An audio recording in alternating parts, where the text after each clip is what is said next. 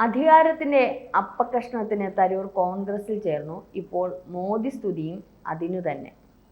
ഇത് P J കുര്യനാണ്, മുതിർന്ന party നേതാവ്, കോൺഗ്രസ് മുതിർന്ന പാർട്ടി നേതാവ് പി ജെ കുര്യനാണ് വിമർശിച്ചിരിക്കുന്നത്. ഈ പി ജെ കുര്യന് അധികാരത്തിൻ്റെ കഞ്ഞി കുടിക്കാനാണ് പിന്നെ അവിടെ ഇരിക്കുന്നത്. ഈ കോൺഗ്രസ്സുകാരിലെ എല്ലാവരും അധികാരത്തിൻ്റെ അപ്പകഷ്ണം നുണഞ്ഞുകൊണ്ടിരിക്കുകയാണ്. എന്തിന്? ഒരു കെ വി തോമസ് ഉണ്ടല്ലോ, പ്രൊഫസർ കെ വി തോമസ്, ഇവിടെ MLA ആയി, മന്ത്രിയായി, പിന്നീട് MP ആയി, സോണിയാഗാന്ധിയുടെ അടുക്കള വരെ കയറി ഇറങ്ങി അവിടെ കഴിയുകയായിരുന്നു. കോൺഗ്രസിൽ നിന്ന് ഇനി ഒന്നും കിട്ടാനില്ല എന്ന് ബോധ്യമായപ്പോൾ പിണറായിയുടെ കാല് കഴുകി കുടിക്കാൻ തുടങ്ങി. അങ്ങനെ ഡൽഹിയിൽ ഒരു പുങ്കവന വേണം ഇവിടുത്തെ കാര്യങ്ങൾ നോക്കാൻ വേണ്ടി. ഡൽഹിയിൽ അങ്ങനെ അവിടെ ഇരുത്തിയിരിക്കുകയാണ്. എത്രയോ ലക്ഷം ശമ്പളവും കൊടുക്കുന്നുണ്ട്. നമ്മുടെ സുധാകരൻ പറഞ്ഞില്ലേ, അങ്ങനെ പെൻഷനുണ്ട്, MLA പെൻഷനുണ്ട്, MP പെൻഷനുണ്ട്, എല്ലാം കൂടെ 10-30 ലക്ഷം രൂപയുണ്ട്. ഇതെന്താ എല്ലാം കൂടെ പുഴുങ്ങി തിന്നുകയാണോ എന്ന് സുധാകരൻ ചോദിച്ച് ഞാനിപ്പോഴും ഓർക്കുന്നുണ്ട്. ശരിയാ. എന്നിട്ട് അദ്ദേഹത്തിന് ആർത്തി അവസാനിച്ചോ? പൂന്താനം ജ്ഞാനപ്പാന എഴുതിയത് അതിൽ ചില വരികളൊക്കെ ഇവർക്ക് വേണ്ടിയിട്ടാണ്. എണ്ണി എണ്ണി കുറയുന്ന ഇതായുസ്സും മണ്ടി മണ്ടി കരേറുന്നു മോഹവും എന്നുള്ളത്. അത് ഞാൻ ആലോചിക്കുകയാണ്, പൂന്താനമൊക്കെ ഈ ഇത്രയും ദീർഘദൃഷ്ടി ഉള്ള കവികളാണല്ലോ എന്ന്. ഇപ്പം തരൂരിൻ്റെ കാര്യത്തിൽ പറഞ്ഞാൽ, തരൂരിന് ഈ മോദിയെ സ്തുതിച്ചാലും ഇല്ലെങ്കിലും തരൂരിന് ലോകത്തെമ്പാടും വലിയ സ്വാധീനമുള്ള ആളാണ്. അദ്ദേഹം ഈ സർവകലാശാലകളിൽ പ്രഭാഷണം നടത്താൻ പോയാൽ മതിയല്ലോ, അതിലൂടെ ഒരു പേരും പെരുമയും ഒക്കെ ഉണ്ടല്ലോ. കഴിഞ്ഞ ദിവസം ലണ്ടൻ സർവകലാശാലയിലെ പ്രഭാഷണം നടത്തുമ്പോഴാണ് നരേന്ദ്രമോദിയെ വാഴ്ത്തിയത്. ഇപ്പോൾ നരേന്ദ്രമോദിയെ വാഴ്ത്തുന്നതിലൂടെ അധികാരത്തിൻ്റെ അപ്പകഷ്ണം നുണയാനാണ് എന്നാണ് പി ജെ കുര്യൻ പറയുന്നത്. ഇവരൊക്കെ ഈ പി ജെ കുര്യൻ ഇനിയും ചെയ്യാൻ പോകുന്നത് എന്താണെന്നറിയാമോ? ഈ 2026 കേരള രാഷ്ട്രീയത്തിലെ തെരഞ്ഞെടുപ്പിൽ മത്സരിക്കാനായിട്ട് തയ്യാറെടുത്ത് നിൽക്കുകയാണ്. പത്തനംതിട്ട ജില്ലയിലെ തിരുവല്ല നിയമസഭാ മണ്ഡലത്തിൽ നിന്ന് മത്സരിക്കാനുള്ള നീക്കമാണ് നടത്തുന്നത്. കാരണം കോൺഗ്രസ്സുകാരെ യുവനിരയെ അങ്ങോട്ട് ഇറക്കിയിട്ടുണ്ട്. എന്നാലും നേതൃത്വത്തിൽ കുറച്ച് കടൽക്കിഴവന്മാർ വേണമല്ലോ. അപ്പോൾ അത്തരത്തിൽ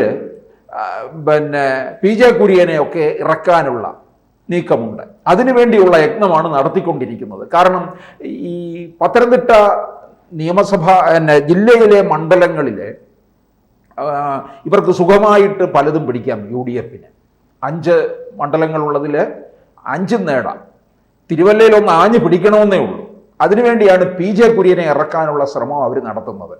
അപ്പോൾ അദ്ദേഹത്തിന് പിന്നെ ഈ പി ജെ കുര്യൻ അങ്ങനെ വന്ന് നിന്ന് ജയിച്ചു കഴിഞ്ഞാൽ UDF അധികാരത്തിൽ വരിക എന്ന മന്ത്രിസ്ഥാനവും കൊടുക്കത്തില്ലേ? വളരെ മുതിർന്ന നേതാവല്ലേ. അപ്പോൾ പിന്നെ എന്തിനു വേണ്ടിയാണ് ഈ AK ആന്റണി ഇപ്പോൾ എവിടെ? തിരുവനന്തപുരത്തല്ലേ? ഡൽഹിയിലായിരുന്നല്ലോ ഏറെക്കാലം. എന്താ അവിടുന്ന് പായും തെറുത്ത് കെട്ടി ഇങ്ങനെ പോകുന്നത്? കോൺഗ്രസിന് ഇനി അവിടെ നിന്നാ ഒന്നുമില്ല, അതിൻ്റെ കാലം കഴിഞ്ഞു. ഇന്ത്യൻ പ്രസിഡന്റ് ആകാൻ മോഹിച്ച് നടന്നതാണ്, കുപ്പായം തുന്നിക്കൊണ്ട് നടന്നതാണ്. പ്രതിരോധ മന്ത്രിയായിട്ട് വരെ ഇരുന്നിട്ടുണ്ട്. ആർക്കും പിന്നൊരു ഗുണവും മണവും ഇല്ല കേട്ടോ. പണ്ട് GK പിള്ള എന്ന് പറയുന്ന ഒരു സീരിയൽ നടനുണ്ടായിരുന്നല്ലോ, അദ്ദേഹം ഇപ്പം ഇല്ല. അദ്ദേഹം ഏറെക്കാലം മിലിറ്ററിയിലായിരുന്നു. അദ്ദേഹത്തിനൊന്നും പെൻഷനില്ല.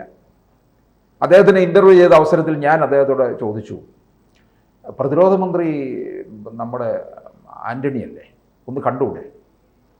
അദ്ദേഹം എടുത്ത വായിലെ പറഞ്ഞ മറുപടി, അതിലും ഭേദം ഞാൻ ഈ അടുത്ത് നിൽക്കുന്ന ഈ പോസ്റ്റിലൂടെ സംസാരിച്ചാൽ പോരെ എന്ന് ചോദിച്ചു. അതാണ് AK ആൻ്റണിയിൽ ഒന്നും കിട്ടിയിട്ടില്ല എന്ന് പറഞ്ഞാൽ തരൂരിൽ നിന്ന് വല്ലതും കിട്ടിയിട്ടുണ്ടെന്ന് തിരുവനന്തപുരത്തെ ഒരു വോട്ടറായ ഞാനും കരുതുന്നില്ല കേട്ടോ. ഇനി അക്കാര്യം കൂടി പറയാം. തരൂരിനെ നമ്മൾ എന്നും വാഴ്ത്തുന്നു എന്നൊന്നും പറയുന്നു നോക്കണ്ട. തരൂര് തിരുവനന്തപുരത്തെ ഏറ്റവും വലിയ പരാജയപ്പെട്ട ഒരു MP ആണ്. തിരുവനന്തപുരത്തിന് പറ്റിയ MP അല്ല. 2009 ഇവിടെ വന്ന് നിന്ന് മത്സരിച്ചു. അന്ന് കോൺഗ്രസ്സുകാർ തന്നെ പറഞ്ഞു മലയാളം പോലും അറിയത്തില്ല എന്നൊക്കെ. കോൺഗ്രസ്സുകാർക്ക് പിന്നെ ഈ വെളിയിൽ നിന്ന് ആരെങ്കിലും വന്നു കഴിഞ്ഞാൽ അംഗീകരിക്കാൻ വലിയ ബുദ്ധിമുട്ടാണ്. ഇവിടെ ഈ പോസ്റ്റർ ഒട്ടിച്ചും കക്ഷത്തിൽ ഡയറി ഇടുക്കിക്കൊണ്ട് നടക്കുന്ന രാഷ്ട്രീയക്കാർ തന്നെ വേണമെന്നുള്ള ഒരു രീതിയാണുള്ളത്. തരൂർ വലിയ പ്രൊഫൈലുള്ള കക്ഷിയല്ലേ.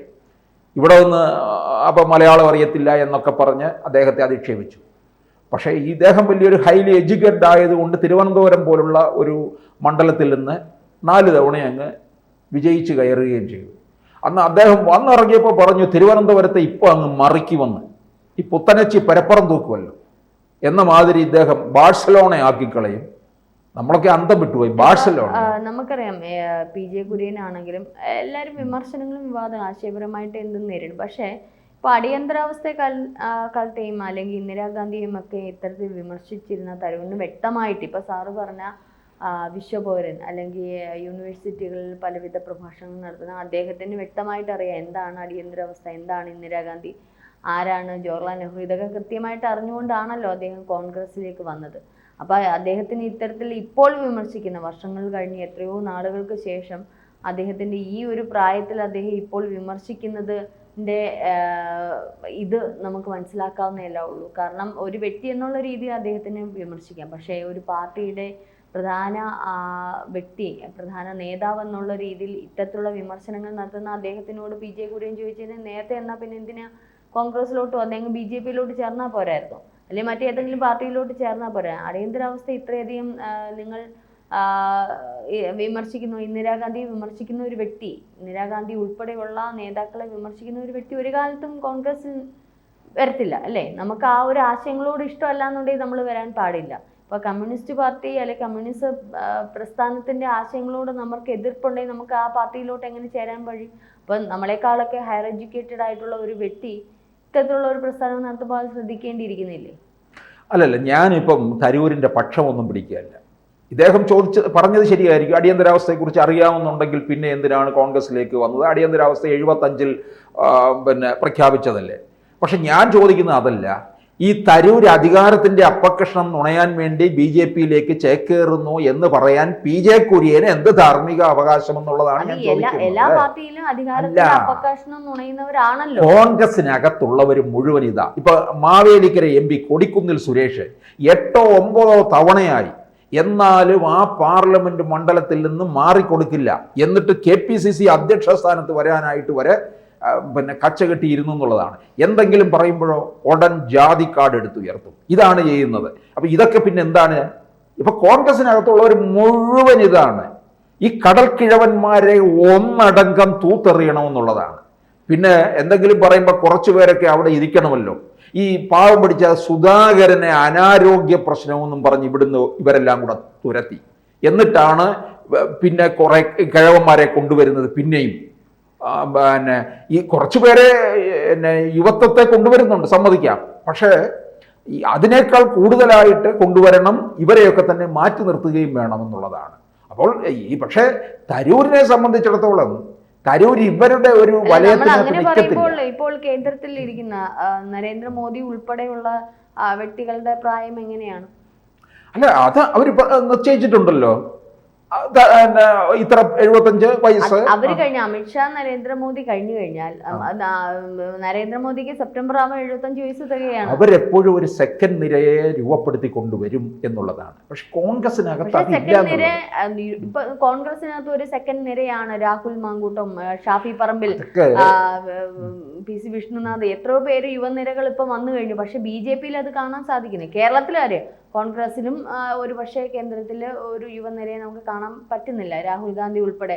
രാഹുൽ ഗാന്ധിയുടെ നിയന്ത്രണം പോലും മുതിർന്ന വ്യക്തികളുടെ, നേതാക്കന്മാരുടെ കീഴിലായിരിക്കും. അതുകൊണ്ടായിരിക്കും അദ്ദേഹത്തിന് ഒന്നും ചെയ്യാൻ പറ്റുന്നത്. പക്ഷെ BJP-യിൽ തിരിച്ചൊരു ചോദ്യമുണ്ട്. ഇവരുടെ ഒരു കാലം കഴിഞ്ഞാൽ അടുത്ത BJP-യിലെ യുവനിരകൾ ആര്? അല്ലെ, കോൺഗ്രസിനകത്ത് ഇപ്പോൾ ഒരു ഏറെക്കാലത്തിന് ശേഷമാണ് ഈ യുവനിരയെ ഇങ്ങോട്ട് ഇറക്കിയത്. ഇനിയിപ്പോൾ 26-ലെ നിയമസഭാ തെരഞ്ഞെടുപ്പ് വരുമ്പോൾ സ്ഥാനാർത്ഥി നിർണയം വരുമ്പോൾ നോക്കിക്കോ, ഇന്ദിരാഭവന്റെ മുമ്പിൽ ബാർബർ ഷാപ്പായിരിക്കും. അവിടെ തലമുണ്ടനം ചെയ്യുക. മുമ്പ് ഒരു ലതിക സുഭാഷ് തലമുണ്ടനം ചെയ്ത് പോയില്ലേ? ഈ യുവനിരയ്ക്ക് കൊടുക്കുന്നുണ്ടെങ്കിൽ എത്ര പേര് വനിതകളുണ്ടാകും? ഇപ്പൊ CPM-നെ അക്കാര്യത്തിൽ സമ്മതിക്കണം.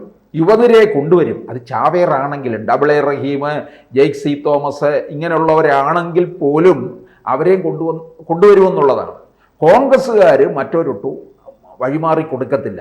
അതുകൊണ്ട് PJ കുര്യന് ഈ തരൂരിന് ഇക്കാര്യത്തിൽ അധികാരത്തിൻ്റെ അപകർഷണം എന്നൊക്കെ പറയാൻ ഒരു ധാർമ്മികമായ ഒരവകാശവും ഇല്ല എന്നുള്ളതാണ്. ആദ്യം PJ കുര്യൻ്റെ ആർത്തി തീർക്കുക. കൂടുതൽ വാർത്തകളും വിശേഷങ്ങളും നിങ്ങളിലേക്ക് എത്താൻ ABC മലയാളം സബ്സ്ക്രൈബ് ചെയ്യുക, ബെൽബട്ടനും അമർത്തുക.